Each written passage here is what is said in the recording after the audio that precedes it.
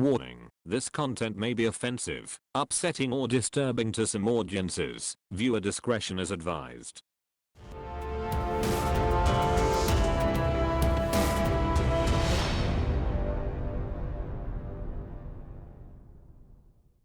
People who have had to kill in self-defense, did you ever recover psychologically? Back in 2012, two men busted in my back door. It took them a few minutes as it was a metal door on a metal frame with sturdy hinges and a lock. One of the guys was probably 6 feet 6 inches and pretty large. He was finally able to break it off the hinge with a crowbar. When I heard them start hammering on the door, I told my wife to call the police and lock herself and our baby behind 2 doors, and I went out into the hallway with a shotgun. I kept yelling at them to leave and that the cops were coming and that I was armed. They kept coming. Eventually, I heard a pop and the banging stopped and I knew they were through. I told them in no uncertain terms that if I saw them in my house, I was going to kill them. A few seconds later they came around the corner both holding what appeared to be weapons, and I shot the bigger one twice in the chest. The other one just stood there confused, probably trying to process what in the hell had just happened. He took one step towards me and I shot him as well. Police showed up about 2 minutes later. Both died at the scene. One had a knife and duct tape, the other had a crowbar. I later found out that the larger one was wanted for some sort of manslaughter charge because he killed his girlfriend a state over. I have zero regrets about that night. They had multiple chances to leave, and I have no doubt that they would have hurt my family if I had not stopped them. I was jumped by 4 guys about 10 years ago. I was down on the ground and they were kicking and punching me. I grabbed my knife from my pocket, reached up, and stabbed one of them in the stomach. Blood everywhere. Some mine, mostly his. They all ran. One of them yelled back that he would find me later and kill me. He later died at a hospital because he took too long to get help. Basically, I never really felt bad about it, and I don't regret it. It has popped into my head randomly from time to time and it weirds me out that I took a person's life, but that's about it. Doesn't last long. My thoughts about it are that I was protecting myself, and whether or not they would have killed me, I feel it was not just justified, but exactly what I should have done. My house had been robbed twice while I was at work. One day I had to call out sick, and while I was sleeping I heard someone downstairs. I called out, "Who's there?" When we are sick, our supervisors come to see if we are actually home, but I was worried because they always knock first, and I was sure I didn't hear any knock or doorbell. I heard footsteps running up the stairs, and I called out that I was armed. My supervisor definitely would have stopped, but the footsteps got louder. I got behind the door and 2 men charged into my room with guns. I moved my arm, and they turned around. I shot one of them in the neck while he shot the wall behind me. The other man ran downstairs. It turns out I shot my coworker's cousin, who knew my schedule of when I wasn't going to be home. The coworker was not in on anything. The other man was the cousin's friend. I was not charged. I do not feel guilty because the last 2 months made me feel very violated. I changed jobs because I was uncomfortable working with people who knew about it. Afghanistan. Working at the gate to our forward operating base when a blue van starts to speed up to us, swerving around the sea while we had put to make them slow down. It took me a moment to process that this guy wasn't going to slow down and that the van looked sagged and overloaded. Once I put those two together, myself and my gunner opened fire with an M240B into his windshield. The guy didn't stand a chance and his vehicle rolled to a halt about 25 yards away. Called up explosive ordnance disposal and they came out and found about a 250 pounds improvised explosive device in the back of the van. It was the first time I killed someone, but I regret nothing about it. It was either that sick creep or all of my buddies behind me in the forward operating base. When I deployed, I told my guys I would make sure all of them made it back alive. I was getting out of the army a few years ago. I took my wife and kids home early in order to focus on getting out and finish selling the house before I completely left the area. I left both of my cars at home with my wife, had a buddy who was also leaving the army drive me around, so there were 0 cars at my house. Anyways, the front door opened to a hallway to go to the kitchen and back door and the stairs to go upstairs. I was sleeping on the floor in the master bedroom where the top of the stairs led, because all my stuff had been packed except for a few knickknacks, and my .45 Smith & Wesson M&P. 3 guys broke in that night, shattered my back door, big center window and a door, which woke me up. I didn't have much to take, but my laptop and TV were the only things downstairs. I heard them talking, heard them say stuff about not having much, and taking the laptop and TV, then heard them talk about looking upstairs. As soon as I heard the first step creak, I yelled out that I have a gun. No movement, then they pretty much bum rushed the stairs, and into my room.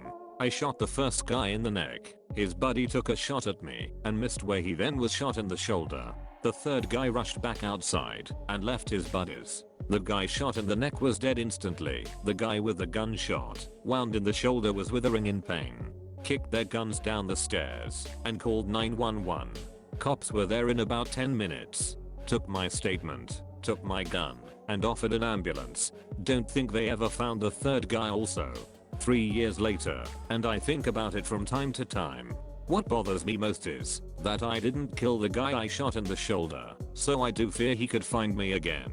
And also, that the house was nearly empty, so that dude lost his life over nothing. I'm pretty much messed in the head from deployments and such, so this just adds on to it. I just smoke a lot of weed to deal with it. Well, I was sitting in a gas station parking lot when a man knocked on my passenger's side window. I was waiting while my friend grabbed some beer, and he had just walked in. I live in an area with a lot of homeless people, and being the too nice person I rolled the window down to give the guy some of the change sitting in a cup holder. He pulled a gun on me and unlocked the door to get in.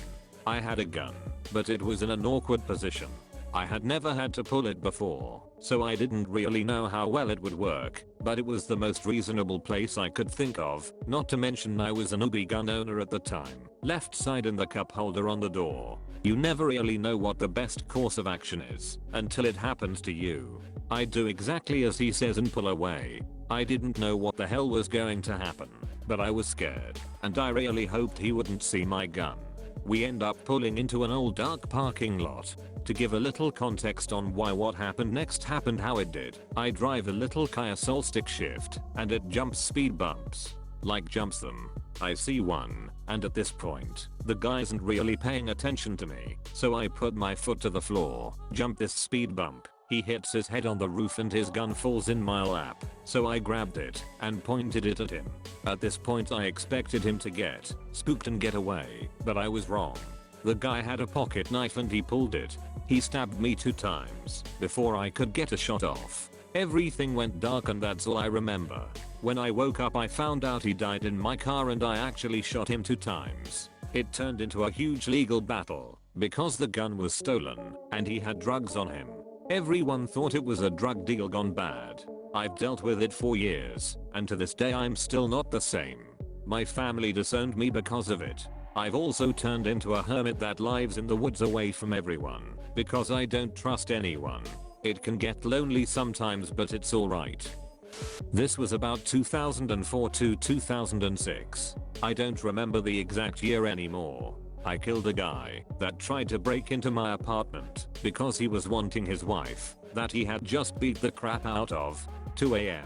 I hear them arguing. I could hear it through my bathroom wall. I shut my bathroom then bedroom to drown it out. 2:15 AM. She's banging on my door, broken nose, the left eye was swollen, and limping from tripping and falling to get out of the apartment. Told her to go to the bathroom, clean herself up, then hide in my bedroom. The husband comes out of the apartment, yelling her name, and he notices her blood trail to my apartment. Starts banging on my door, yelling to let him in. I warned him 3 times that he doesn't stop, I will kill you. He kicks the lock on the door, door swings open, and I swing my baseball bat down onto his head. He falls to the ground stunned. He lands stomach first, and I see a handgun tucked into the back of his shirt. I grab it, throw it into my apartment, and warned him 1 more time. He got up, came at me, I slammed my bat into his stomach, then slammed my bat over his head 1 last time which caved his skull in. I knew from the blood spatter from when I hit, he was dead. Thankfully, the neighbors had called the police when it started, and the second he fell to the ground dead, police had made it to the top of the steps. It never affected me as much as it should have. I reacted the best way I could for the situation I was in. I don't think about what I did anymore. I can't fix the past. Pushed a guy who was attacking me in front of a bus. Wham. At the time, I was so completely consumed with rage and fear that I could not speak. He was going to kill me. It was either him or me. I picked him. It took him a few weeks to die in hospital, eventually succumbing to pneumonia. I was informed of his death by telephone. I felt nothing. 30 years later, I still don't. He was known to police as an extremely violent offender, and it was highly unlikely he would have stopped being a worthless and dangerous asshole. I felt like I had provided a public service then, and I still do. I'm normally an extremely friendly, easygoing individual who never uses violence. I'm kind of zen that way. All this goes out the window when faced with fighting for your life. Back in 1995, I lived in a quiet neighborhood in San Francisco East Bay with my wife of a few years and our 20-month-old daughter. We had a small 3-bedroom 2-story house, and one of our second-floor bedrooms doubled as my home office. One quiet Saturday morning I was in my office playing Command and Conquer on my computer with my headphones on, oblivious to the sounds of the outside world. I'd probably been playing for an hour or so when, during one particularly quiet moment, I faintly heard my wife cry out downstairs. Knowing that she was down there with our daughter, I pulled my headphones off to see if she needed help with anything. Until the day I take my last breath, I'll never forget what I heard when I pulled them off. I heard the voice of a man, with a thick Mexican accent, shout, "Quit yelling witch, or I'll cut your head off and violate your daughter." My daughter was crying hysterically. After that, it was like some switch was thrown in me and my higher brain just shut off. I wasn't making decisions. I just acted. I don't even remember pulling the .45 from the lockbox in my desk. I just remember walking down the stairs slowly, scared as hell that I was going to see my wife dead when I reached the bottom. Instead, when I reached the bottom, I saw my wife half naked, bent over the couch, bleeding from somewhere in her upper body, while being violated from behind by some burly guy with a knife in his hand. He wasn't trying to violate her, he was in the middle of the deed, and was probably nearing climax. I never said a word to the guy. Not while I was upstairs, not while I was coming down the stairs, and not when I walked into the room. His back was to me, so he had no idea I was even standing there. He was holding his knife in his right hand, so that was the arm I grabbed with my left when I pulled him off. He spun away from her and me with a confused look on his face, and I shot him square in the chest at nearly point blank range before he had a chance to say a single word. His face went pale as he went onto one knee, and I fired twice more. One hit his neck, and the second missed entirely. I was told later that the first shot was the fatal one. What happened next has always been a point of shame for me. The only thought going through my head at that point was that I couldn't let my daughter watch this man die. Without even checking on my wife, I scooped my daughter up and walked out of my front door. As I walked out to my driveway, I saw one of my neighbors standing there staring at my house. He'd heard the gunshots. The poor guy went pale when he saw me walk out, and I vaguely remember asking him to hold my daughter while I went and checked on my wife. The neighbor asked me if I'd shot her, and I told him, no, I shot the man who was violating her. I didn't realize at the time that I had the guy's blood spray covering half my body, and that I looked like something out of a horror movie. I then handed him my daughter and my gun. I also have no idea why I gave him my gun, and went back into my house to help my wife. The police and DA gave me some flack about the exact circumstances of the shooting. One of the detectives told me that it was more of an execution than a defense, but in the end, they declined to pursue any charges. The man who attacked her turned out to be a guy with serious mental issues who had been previously convicted of 2 violent molestations, one of which was against a 9-year-old girl. Under California's then new 3 strikes law, he'd have gone to prison for life if I hadn't killed him. As for recovery, I like to think that I've recovered from it, but it certainly induced a few behavioral changes. To this day, for example, I can't wear headphones that block out background noise. Even after years of counseling, over-ear and noise-canceling headphones give me panic attacks because I can't hear what's happening around me. I found out later that he'd been raping my wife for nearly 10 minutes before I heard him, and that he told my wife 3 times that he was going to violate my daughter when he was finished with her. I was sitting 30 feet away and had no idea it was going on, and that fact has messed me for years. My wife had a much worse time of it though. In addition to 2 stab wounds to her shoulder and upper arm, and the bruising and injuries from the forceful violation, she ended up having a mental break and took years to really recover. For the first 6 months, she absolutely could not be in any room by herself. For more than a year, she couldn't be in a house by herself, and she never re-entered the house where this happened. For several years, she'd break out in a sweat when she heard men with deep Hispanic accents talking, because she'd hear his voice again. Even now, decades later, she starts shaking. If you try to talk to her about it, she's fine in every other sense, but even discussing it freaks her out. I got assaulted in an alley in New Orleans 20 years ago. The guy hit me in the back of the head, cut me a few times with a knife, put the knife to my throat, and told me that he was going to violate and kill me. I choked him to death.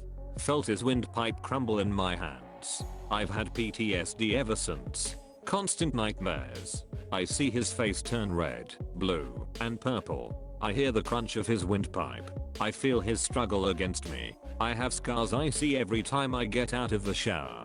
I did what I had to do and don't regret it, but killing a man with your bare hands is a lifelong struggle. Having lived in a more dangerous neighborhood growing up, I was taught as a teen gun safety and was at the shooting range regularly with my dad and brothers. One day I arrived home after college to find someone going through my things in my bedroom.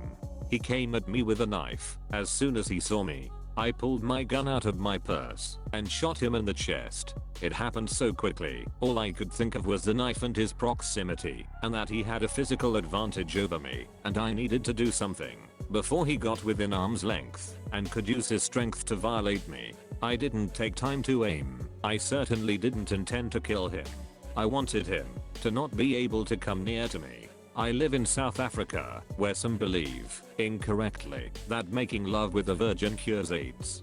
There were several reports of violations in my neighborhood at the time. I don't regret pulling the trigger. I do have nightmares about it and what would have happened if I didn't have a gun that day. Someone tried to rob me with a knife. I was on my way home from my crappy job at college, where I got paid under the table. It was Friday, and I was walking the 3 blocks to my house with a wad of cash in my pocket that I needed. He stepped out and waved the knife and told me to empty my pockets. My immediate thought was, hell no, you junkie.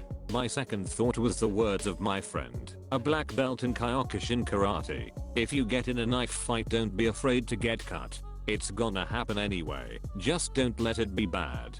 We were half joking when he said that. When was I ever gonna get into a knife fight? I said no to empty my pockets. He stepped forward brandishing the knife. So I threw all 230 pounds of myself at this spindly man. That should probably weigh 170-ish, but was instead closer to 140 pounds. I did get stabbed. Honestly, with my adrenaline running, I hardly felt it. It felt like a hard punch at first. I eventually tackled him, and from on top, slammed his head into the sidewalk once, and he went limp. He was still alive at the time, if unconscious. The problem was actually that he started a brain hemorrhage, or some sort of brain bleeding, and died after reaching the hospital. Anyway, right after he went limp, and I started to calm down a bit, did I realize that my side hurt really bad. Far more pain than I remember ever feeling. That was when I noticed I had been stabbed, which was weird, because I remember that when I took the slash on my arm it hurt really bad the second it happened. Anyway, I also had a trip to the hospital. I don't really feel bad, and I don't think about it anymore. When I was first told he died, I was a tiny bit saddened, but that only lasted a short while. It wasn't even because I killed him. It was just because someone died when they didn't have to. But I never blamed myself for it. After all, I didn't put a knife in that guy's hands and tell him to mug someone. The guy's mother was apparently called in at some point or another while I was at the hospital. She came to talk to me. It was odd. She was sad, but she wasn't bitter or anything. She basically knew he was on drugs and had kicked him out of the house about a year earlier. I was more sad for her than anything else but never felt guilty about it. It was more detached, I guess. I felt sad, but more like the sadness you feel when reading about it in the newspaper, not the kind where you are involved firsthand. I felt sad she lost a son, and even that feeling left me quickly. But towards the guy himself, I felt nothing. Thanks for watching. If you liked this video, hit like, get subscribed, and tell us if you have ever been in a similar situation in the comment section, and support the original writers with upvotes. Links in the description box.